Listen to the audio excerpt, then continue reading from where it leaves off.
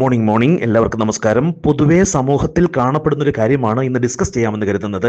പലരും പേഴ്സണൽ സംസാരങ്ങളിലൊക്കെ പറഞ്ഞും കേൾക്കാറുണ്ട്, ഒരു വില ലഭിക്കുന്നില്ല, കൂടെയുള്ളവർ വില തരുന്നില്ല. അത് കുടുംബത്തുള്ളവരാകട്ടെ, സുഹൃത്തുക്കളാകട്ടെ, സമൂഹത്തിൽ നിന്നാകട്ടെ, ഒരു വില ലഭിക്കുന്നില്ല എന്നുള്ളത് ന്യായമായ കാര്യമാണ് ഞാൻ പറയുന്നത് കേട്ടോ. അതായത് ന്യായമായ ജീവിതം നയിച്ചിട്ട് പോലും കുടുംബ പ്രതിബദ്ധതയുള്ള, കുടുംബത്തിന് വേണ്ടി അഹോരാത്രം അധ്വാനിച്ച് വേണ്ട കാര്യങ്ങൾ നടപ്പാക്കി കൊടുക്കുകയും അവരുടെ അധ്വാനം കൊണ്ടുകൂടെ ആ കുടുംബം നന്നായി മുന്നോട്ട് പോകുന്ന, ഒരുപക്ഷെ അവരുടെ അധ്വാനം കൊണ്ട് മാത്രം കുടുംബം നന്നായി പോകുന്ന ആളുകൾ, അവരും സാമൂഹ്യ പ്രതിബദ്ധതയോടെ ജീവിക്കുകയും സുഹൃത്തുക്കളോടുമൊക്കെ ഏറ്റവും നന്നായി പെരുമാറുകയും എല്ലാവരോടും ചെയ്യേണ്ടുന്ന കടമകൾ ചെയ്തുകൊണ്ട് പോവുകയും ചെയ്യുന്ന ആളുകൾ പോലും സമൂഹത്തോടും സുഹൃത്തുക്കളോടും പ്രതിബദ്ധതയുള്ളപ്പോൾ തന്നെ കുടുംബം വളരെ മനോഹരമായിട്ട് നോക്കുന്ന ആളുകൾക്ക് പോലും കുടുംബത്തിൽ നിന്ന് വില ലഭിക്കാതെ വരുന്നത്.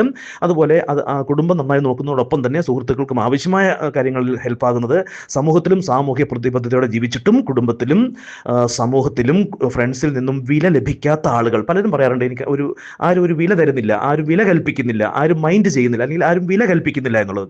അതിൻ്റെ ഒരു കാരണം MA-ക്കാരൻ്റെ ഉത്തര പേപ്പർ 3-ാം ക്ലാസ്സുകാർ മാർക്കിടുന്നത് കൊണ്ടാണ്. കാരണം ഉയർന്ന ചിന്താഗതിയോടെ വളർന്നു പോകുന്ന ആളുകളുടെ കാര്യങ്ങൾ മനസ്സിലാക്കാൻ ഈ 3-ാം ക്ലാസ്സുകാർക്ക് സാധിക്കില്ല എന്നുള്ളത് ഒരു വാസ്തവം തന്നെയാണ്. അപ്പം വൻ വിജയം, വൻ ലക്ഷ്യങ്ങൾ ഉന്നമിട്ട് പോകുന്ന ആളുകളെ കുടുംബത്തുള്ളവരോ സുഹൃത്തുക്കളോ സമൂഹത്തിലെ പലരുമോ മനസ്സിലാക്കിയില്ല എന്നുണ്ടെങ്കിൽ അവരാ 90% പരാജിതരുടെ മൈൻഡ് സെറ്റേ ഉള്ളൂ എന്നുള്ളത് വ്യക്തം. അതുകൊണ്ട് തന്നെ ആ വളരുന്ന, ഉയർന്നു പോകുന്ന ആ മനോഭാവമുള്ള, ആ മാനസിക ശേഷിയുള്ള ആളുകളുടെ ചിന്താധാരകളും സംസാര രീതികളും പ്രവർത്തന പഥങ്ങളും മനസ്സിലാക്കുവാൻ ആ പരാജിത മൈൻഡ് സെറ്റുള്ളവർക്ക് കഴിയില്ല എന്നുള്ളത് ഒരു യാഥാർത്ഥ്യം തന്നെയാണ്. അതുകൊണ്ട് ന്യായമായ ജീവിതം നയിക്കുന്ന, തീർത്തും ന്യായമല്ലാതെ ജീവിച്ചിട്ട് വില കിട്ടുന്നില്ല എന്ന് പറയുന്നതിൽ അർത്ഥമില്ല.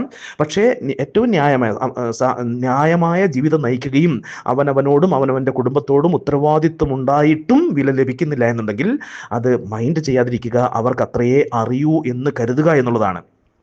ചാർലി ചാപ്ലിൻ്റെ ജീവിതത്തിൽ, വിഖ്യാത ഹാസ്യ സാമ്രാട്ടായ ചാർലി ചാപ്ലിൻ്റെ ജീവിതത്തിൽ നടന്നൊരു സംഭവമുണ്ട്. അതും ആ സംഭവം വിഖ്യാതം തന്നെയാണ്, നിങ്ങൾക്കറിയാമായിരിക്കാം. ഒരിക്കൽ ഒരു മത്സരം നടക്കുകയാണ്, ചാർലി ചാപ്ലിനായുള്ള പ്രച്ഛന്ന വേഷ പ്ലസ് മോണോ ആക്ട് മത്സരം. ചാർലി ചാപ്ലിനായി വേഷം മാറി അഭിനയിക്കുക, പ്രച്ഛന്ന വേഷം പ്ലസ് മോണോ ആക്ടാണ്. എന്തായാലും പറയുക, അത് പെട്ടെന്ന് ഓർമ്മ വരുന്നില്ല. ആ വേഷം ചെയ്യുക, ഇത് കണ്ടാലും ചാർലി ചാപ്ലിനെ പോലെ ഇരിക്കണം, അദ്ദേഹം ചെയ്യുന്ന ഹാസ്യ പരിപാടിയും അനുകരിക്കണം, അദ്ദേഹത്തെ പോലെ തന്നെ രൂപസാദൃശ്യത്തിൽ പ്രച്ഛന്ന വേഷം ചെയ്തു വന്ന്. അപ്പോൾ അങ്ങനെ ഒരു മത്സരം നടക്കുകയാണ്. അപ്പോൾ അങ്ങനെ ആ മത്സരം നടക്കുന്ന സ്ഥലത്ത് കുറേയധികം ആളുകളുണ്ട് ചാർലി ചാപ്ലിൻ്റെ വേഷവുമായിട്ട് ആ മത്സരത്തിൽ പങ്കെടുക്കാൻ വേണ്ടിയിട്ട്. വാസ്തവത്തിൽ യഥാർത്ഥ ചാർലി ചാപ്ലിനും ആ കൂടെ ഉണ്ടായിരുന്നു. അത് ഈ സംഘാടകർ അറിഞ്ഞില്ല. യഥാർത്ഥ ചാർലി ചാപ്ലിനും ആ കൂടെ ഉണ്ടായിരുന്നു.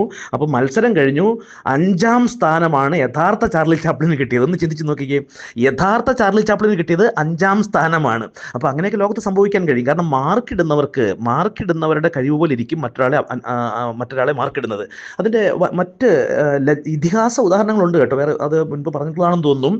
അതായത് സാക്ഷാത് അമിതാഭ് ബച്ചൻ ആകാശവാണിയിൽ അനൗൺസറായി ജോലിക്ക് അപേക്ഷിച്ച് ഇൻ്റർവ്യൂ ചെയ്തപ്പോൾ അവർ പറഞ്ഞു, പ്രക്ഷേപണയോഗ്യമല്ല ശബ്ദമെന്ന് പറഞ്ഞ് റിജക്റ്റ് ചെയ്യപ്പെട്ടു, നിരസിക്കപ്പെട്ടു. അദ്ദേഹത്തിന് ആ ജോലി കിട്ടിയില്ല. പിന്നീട് അദ്ദേഹം അനൗൺസറായി ജോലി ചെയ്തിട്ടില്ല എന്നാണ് എൻ്റെ ഓർമ്മ. ഏതായാലും അദ്ദേഹത്തിന് ആദ്യം റിജക്റ്റ് ചെയ്യപ്പെട്ടു. അദ്ദേഹം ഇന്ത്യയിലെ ഇന്ന് ഏറ്റവും വില കൂടിയ ശബ്ദത്തിനുടമ. അതുപോലെ യേശുദാസ് സാറും അത് പറഞ്ഞു കേട്ടിട്ടുണ്ട്. യേശുദാസ് സാറും ആദ്യ പ്രാവശ്യം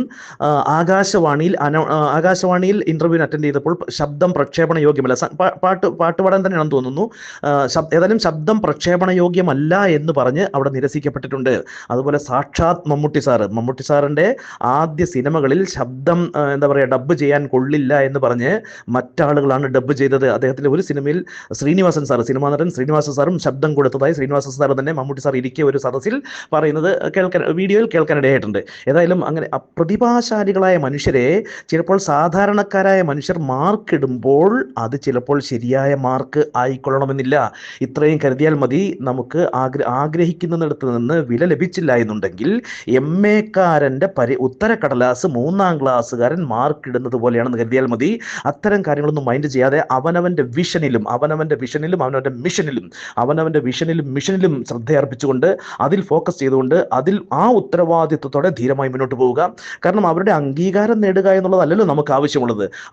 ഒരു കൊച്ചു ജീവിതം അവനവനും അവനവൻ്റെ ഉറ്റവർക്കും ആവശ്യമുള്ള മനോഹരമായ ജീവിതം കെട്ടിപ്പടുക്കുക എന്നുള്ള ആ ഒരു പ്രക്രിയ മാത്രം, ആ ഒരു ജീവിത ജീവിത നിർമ്മാണം, ജീവിതം കെട്ടിപ്പടുക്കുക എന്നുള്ളത്. ഇപ്പം സ്ഥിതി ഉള്ളവരാകട്ടെ, മോശമായ സ്ഥിതി ഉള്ളവരാകട്ടെ, നല്ല സ്ഥിതിയിൽ ജീവിക്കുന്നവരാകട്ടെ, ഏത് സ്ഥിതിയിലുള്ളവരാണെന്നുണ്ടെങ്കിലും ഇപ്പോൾ ആയിരിക്കുന്ന അവസ്ഥയിൽ നിന്ന് ആയിരിക്കാൻ ആഗ്രഹിക്കുന്ന അവസ്ഥയിലേക്ക് അത്രയുമെങ്കിലും ചിന്തിച്ചാൽ മതി. ഇപ്പോൾ ആയിരിക്കുന്ന ജീവിത അവസ്ഥയിൽ നിന്ന് ആയിരിക്കാൻ ആഗ്രഹിക്കുന്ന ജീവിത അവസ്ഥയിലേക്ക് എത്തുവാനുള്ള, അവിടേക്ക് എത്തിച്ചേരാനുള്ള ആ ഒരു നിർമ്മാണ പ്രക്രിയ, അത് സാമ്പത്തികമാകട്ടെ മറ്റെന്ത് മേഖലയാകട്ടെ, പ്രത്യേകിച്ചും ജീവിതം മനോഹരമാക്കണമെങ്കിൽ സാമ്പത്തികമാണ് എന്നുള്ള ആ ഒരു അടിസ്ഥാന ചിന്തയും കൂടെ മനസ്സിൽ ഉറപ്പിച്ചുകൊണ്ട് മറ്റുള്ളവർ എങ്ങനെ മാർക്കിടുന്നു അത് അവരുടെ മാനദണ്ഡം അനുസരിച്ചാണ്, അവരുടെ മനോനിലവാരം അനുസരിച്ചാണ് മാർക്കിടുന്നത്. അപ്പോൾ അതുകൊണ്ട് അതൊന്നും മൈൻഡ് ചെയ്യാതെ ആവശ്യമുള്ളത്രയും പണവും സമ്പത്തും നേടാൻ ശ്രമിക്കുക. അപ്പോൾ ജീവിതം മനോഹരമായി മാറുകയും, അത് മാത്രമല്ല പണവും ഈ യാത്ര തുടരുമ്പോഴാണ്, അതിനാവശ്യമുള്ള പ്രയത്നങ്ങളിൽ ഏർപ്പെടുമ്പോഴാണ് ഈ വില ലഭിക്കാതെ വരുന്നത്. ആ മഹാലക്ഷ്യങ്ങൾ, പ്രത്യേകിച്ച് സാമ്പത്തിക ലക്ഷ്യം, മഹാസാമ്പത്തിക ലക്ഷ്യങ്ങൾ നേടിത്തരുമ്പോൾ എല്ലാ 3ാം ക്ലാസ്സുകാരൻ്റെ മാർക്ക് 100-ൽ 100ആയി മാറും. അതും ഒരു ജീവിത യാഥാർത്ഥ്യം തന്നെയാണ്. അപ്പോൾ അത്തരം ആ വിഷൻ മുൻകൂട്ടി കണ്ടുകൊണ്ട് മറ്റൊന്നിനെയും ഗൗനിക്കാതെ, മറ്റുള്ളവരുടെ മാർക്കുകൾക്ക് തല കൊടുക്കാതെ, അതിൽ നിരാശപ്പെടുകയോ സന്തോഷിക്കുകയോ ഒന്നും ചെയ്യാതെ അവനവൻ്റെ ലക്ഷ്യബോധവുമായി മുന്നോട്ട് പോവുക.